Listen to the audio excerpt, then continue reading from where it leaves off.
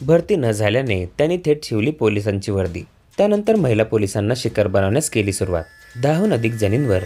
दरम्यान काय आहे नेमकं प्रकरण ते जाणून घेण्यापूर्वी चॅनलला सबस्क्राईब करायला विसरू नका।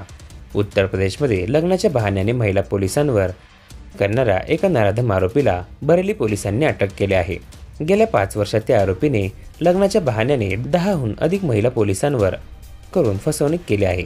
या कालावधीत या भामड्याने सुमारे 2 कोटी रुपयांची फसवणूक केली। राजन वर्मा असे आरोपीचे नाव असून तो लखीमपूरचा रहिवासी आहे। हा बदमाश पेठा बनवण्याचा कारखाना चालवतो।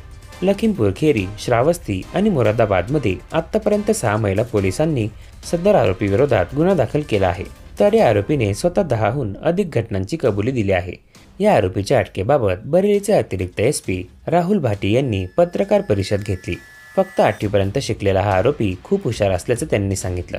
सुमारे 5 वर्षापूर्वी आरोपीने पोलीस भरतीत सहभाग घेतला होता। त्यावेळी भरती होण्यासाठी एका व्यक्तीला पैसेही दिले होते, मात्र तो भरती होऊ शकला नाही। तेव्हापासून आरोपीने अनोख्या पद्धतीने गुन्हे करण्यास सुरुवात केली। यासाठी त्यांनी पोलिसांचा युनिफॉर्म शिवून घेतला। त्या युनिफॉर्ममध्ये अनेक फोटोज काढले। त्यानंतर महिला पोलिसांना टार्गेट करण्यास सुरुवात केली।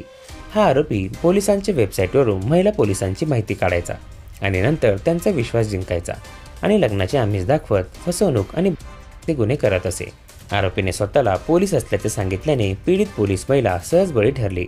या आरोपीवर आतापर्यंत 6 महिला पोलिसांनी गुन्हा दाखल केला आहे। एसपी सिटीच्या म्हणण्यानुसार या नराधमाने अयोध्या पोलीस लाईन्समध्ये तैनात असलेल्या महिला पोलिसावर केला होता। प्रकरणाला गती आल्याचे पाहून आरोपीने पीडितेसोबत लग्न केले। मात्र नंतर जेव्हा पीडितेला आरोपीचे वास्तव्य समजले तेव्हा तिने स्वतःला आरोपीपासून दूर केले